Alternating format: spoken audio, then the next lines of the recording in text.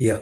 So basically, I am Ashish and I'm leading deep learning team at Fujitsu. And to be with me is Shreyas. He is a part of kernel development team, and together we basically worked on optimizing the oneDNN and developing deep learning acceleration over ARM CPUs. So the content would be like how we have started our journey with respect to enablement of deep learning acceleration over ARM CPUs, then followed by JIT kernel developments for ARM CPU. Then also we have included the concept of BRGEMM kernel, like how we have developed the BRGEMM kernel for FP32 on ARM CPUs, and how BRGEMM convolutions future will be there for ARM, like depth-wise convolution is there, and other than that, we have also included BRGEM convolutions work. There we will mention how significant performance we got over the existing kernels. And then we have performance of FP32 BRGEM matrix multiplication kernels and convolution. You will see a brief correlation and graphical representation of the performance gain that we got for BRGEM matrix multiplication kernels. And then we have a quantized JIT matmul kernel for ARM, like what is the actual structure of the JIT matmul kernels and what kind of changes we have proposed to the OSS community that we will like to show. And then how the performance of matmul int8 actually came. Just to give a brief, like it's a 60% boost as Priyanka mentioned in the talk earlier. So we will be explaining all the performance gain that we got by enabling matmul int8. And then we have a quantized version of BRGEM convolution for ARM int8. And finally, we have the performance of BRGEM int8 convolutions. So these are the topics that we are going to cover. So here we, on the right hand side, you can see that it is basically a stack where we are having the application layer, framework layer, libraries, as well as hardware. So for hardware, there are ARM CPUs, x86 is Intel CPU, and then NVIDIA GPU. For the library part, we are focusing on oneDNN for ARM, like we have done the OS contribution in order to perform the reduction of the inference for ARM CPUs for oneDNN. Then we have the application frameworks like TensorFlow and PyTorch, JAX, where we basically integrate our BRGEM kernel as well as oneDNN kernels to these AI frameworks. Other than that, we also work on the application side, like there can be a several use cases. For example, vision can be a use case. So we deliver OpenCV based DNN solutions also for vision, and for NLP also we are working on the LLM based pipelines. So in this talk we will be discussing only about the oneDNN that we have contributed for ARM CPUs. So if I would like to talk about the oneDNN, this is basically an open source DL library which is basically supporting the JIT kernels, where basically the code is translated into machine code at the runtime. And in the bottom table, as mentioned here, it is the Fujitsu contributions toward oneDNN. We have started contributing to oneDNN in 2020, as it is mentioned that enablement of oneDNN for ARM CPUs. Over the year of 21 and 22, we have moved to developing and enabling some SVE 512 kernels for ARM. And over the year of like 2023, we have enabled the BRGEM JET enablement kernels for ARM CPUs. And over the 24, we have introduced like developing and tuning of JET kernels, like BRGEM convolutions and activations. And this year we are focusing on enabling low precision JET kernels for int8 and BF16 type. So we have been contributed to oneDNN from last 5 years. And yeah, we can move to next slide. Yeah. Yeah. Hello everybody. Am I audible? Yeah, Shreyas. Yeah. So,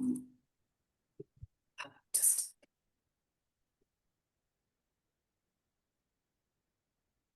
yeah. Seems to be. Hmm.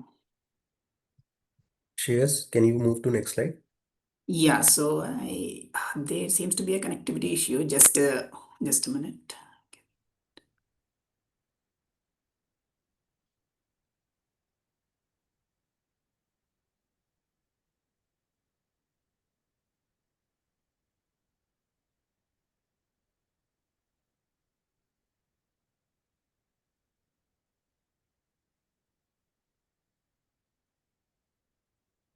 So meanwhile, Shreyas is sharing. Yeah, I think he got it.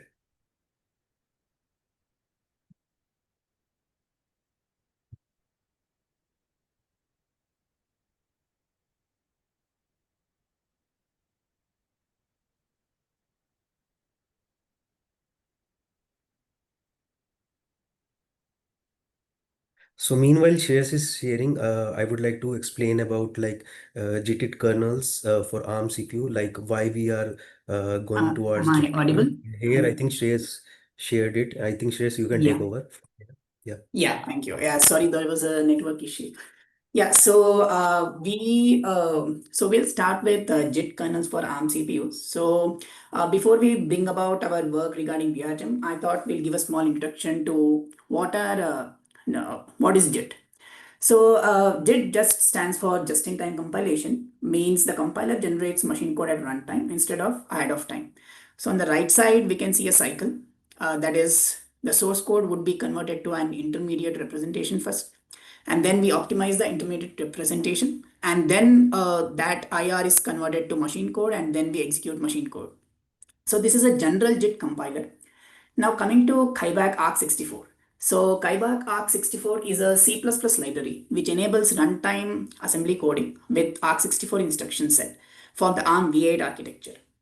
And it actually runs in two phases. That is, one is the generation phase and one is the execution phase, as shown in the diagram here. So first, in the generation phase, Xbyak actually exposes certain C functions that correspond to assembly instruction. So the instructions we see here, CASM instruction 1 is actually a C function which has a signature very similar to assembly code, and that would be converted to machine code using the JIT compiler.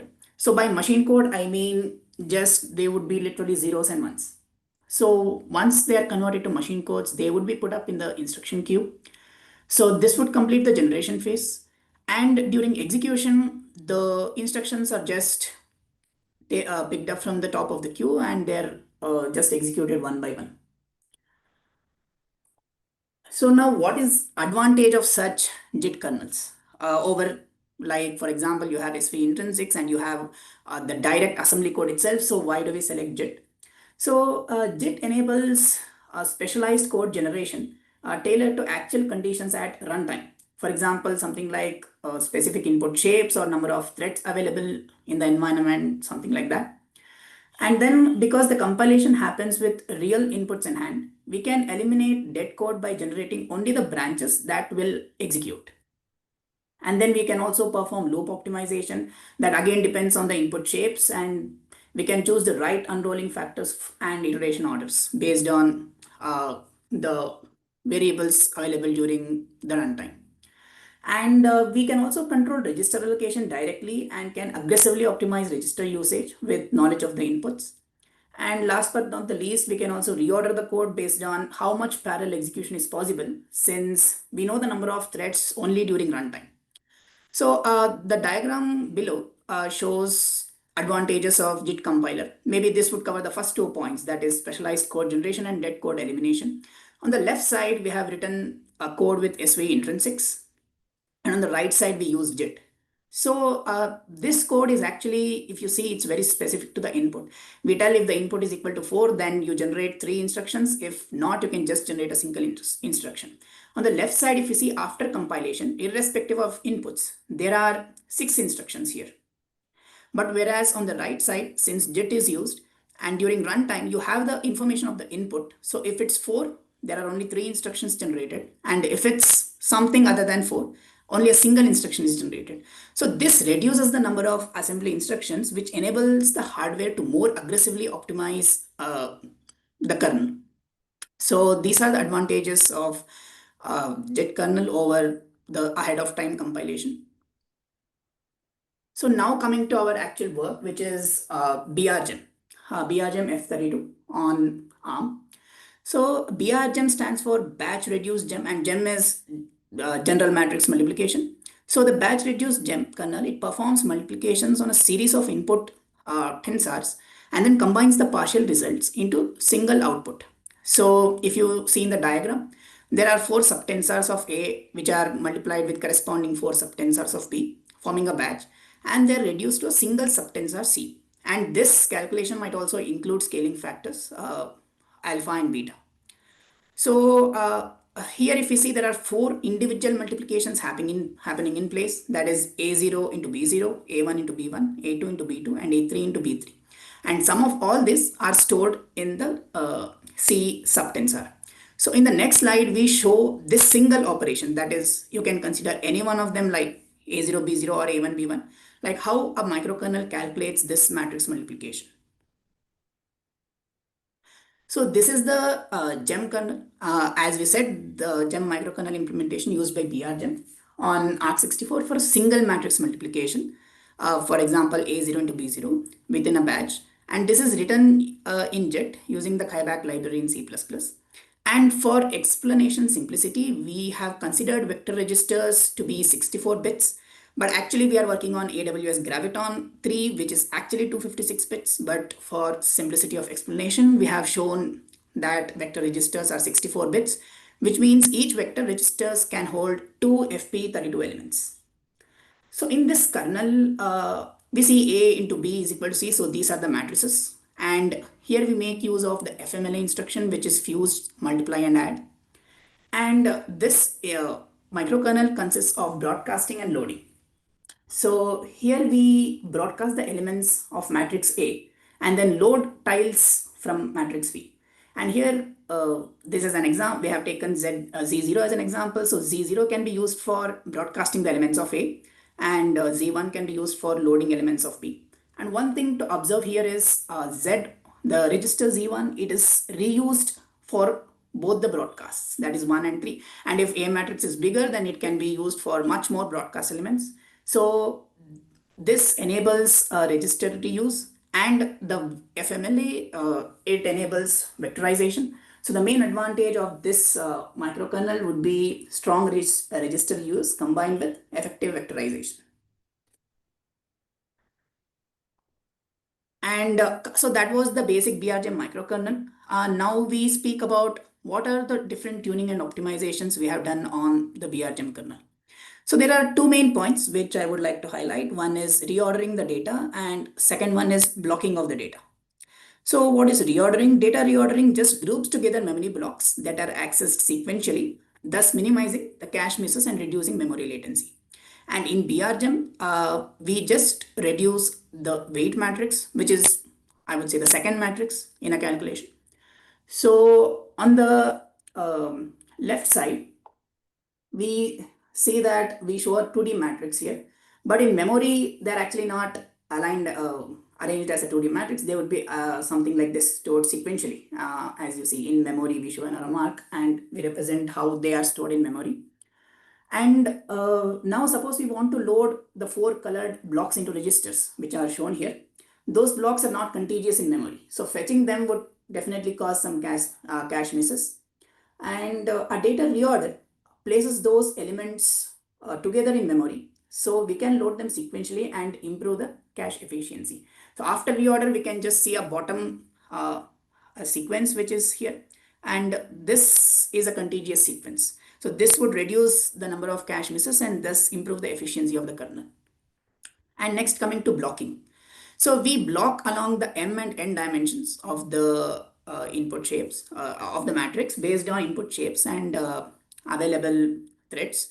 So here, for example, we have shown an M block size of 4 and N block size of 32. So now if A is divided across the M dimension and B is divided across the N dimension, this would form 2 blocks of A and 2 blocks of B. So, so going forward, these 2 blocks are multiplied with these 2 blocks, and they are correspondingly shown how they are rearranged in C. One thing to notice here is that all these 4 multiplications, they can happen in parallel. They do not override each other, or they do not override memory access of each other. So they can be completely executed in parallel. And as the shape of the matrices increase, then the number of parallel operations also increase, and thus more threads can be utilized for parallelization. And again, this division of matrices into blocks is based on input shapes and number of available threads to give the best threading efficiency at runtime. So now we go to BRGEMM convolutions. Both matrix multiplication and convolution use the same BRGEMM kernel. And for matmul, we just saw the flow was pretty straightforward. But for convolution, we first reorder the inputs to transform the convolution operation into sequence of batched multiplications and feed them those to the BRGEMM kernel. And then the results of the BRGEMM kernel are applied with post operations, and then they are again reordered and stored back as convolution outputs. So next we show the performance of the BRGEMM kernel for matrix multiplications and convolutions. So one thing I would like to mention is throughout the slide, all the results we show were conducted on Amazon, the AWS Graviton 3E 32 core machine. And here we compare our kernel at oneDNN level using the bench DNN with performance mode. So we outperform the existing kernel by up to 1.4x on shapes commonly seen in vision and language models. So next, we show the performance at PyTorch model level compared to the default oneDNN. So our kernel here delivers up to a 4.5x speed up as shown in the graph. So next, coming to the quantized kernels, we introduced the JIT quantized kernel for matrix multiplication. So yeah, so by quantized, we mean int8 quantization. And the features of these kernel include efficient computation. Now ARM actually provides two instructions for int8 multiplication. One is the dot instruction and the other is MMLA instruction. So here we leverage the MMLA instruction, which performs 64 int8 multiplications and 8 horizontal additions in a single instruction. So technically speaking, this would give a 8x boost over FP32, but because of other scaling factors, we don't see 8x, but somewhere we get around 6 to 7x of performance boost using the MMLA. And then memory optimization. In memory optimization, we reorder both the first and second matrix, that is source and weight matrices, to improve the access patterns and cache utilization. And then dynamic blocking. So since this is a JIT based kernel again, so based on the input shapes and the thread count received at runtime, the M and N dimensions are dynamically blocked to maximize the parallelism. And currently our matmul int8 kernel supports these data types. That is, so U8 stands for unsigned integer 8-bit, and S8 stands for signed integer 8-bit, and F32 stands for float 32-bit. So this would mean source, weight, and destination. So source can be U8, weight can be U8, and destination can be F32. Similarly, the others can be implied. And coming to scales, the source and destination matrices, they support common scales. Maybe in PyTorch language, this is called per tensor, which means there is a single scale for the entire tensor. And whereas weight supports both common policy and per channel policy. Similarly, the same thing goes for 0 points. We support common policy for source and destination. And for weight, we support common policy and per channel policy. And right now, the int8 kernel supports only FPy32 data type for the BIOS. So next we show the performance of matmul int8 kernels. So we compare our int8 kernel against both the FP32 and the existing int8 kernels. So the graph shows speed up at oneDNN level, again using the bench DNN with performance mode. And here we achieve up to 7x better performance than FP32 and up to 4x better performance than the existing int8 kernels. And next we show the same results at PyTorch model level. And here also we see similar gains against both the variants. We achieve up to 4x better than FP32 and then around 2.5x better than the existing int8 kernels. So next we move to the quantized convolution kernels. And for convolution, we have extended the existing BRGEMM FP32 kernel to int8 to support int8 convolutions. We first ported the BRGEMM kernel to support int8 multiplication using the ARM dot instruction. And then we modified the convolutions pre-processing and post-processing to handle int8 data. And currently, again, the support is listed here. So these are the data types we support. And again, scales, we support common and per channel policy. 0 points, we support only common policy. And bias, we support the signed int8, unsigned int8, and float 32 data types. So next we show performance of BRGEMM int8 kernels. So again, we compare our int8 kernel against both FP32 and existing int8 kernels at the oneDNN level using bench DNN mode P.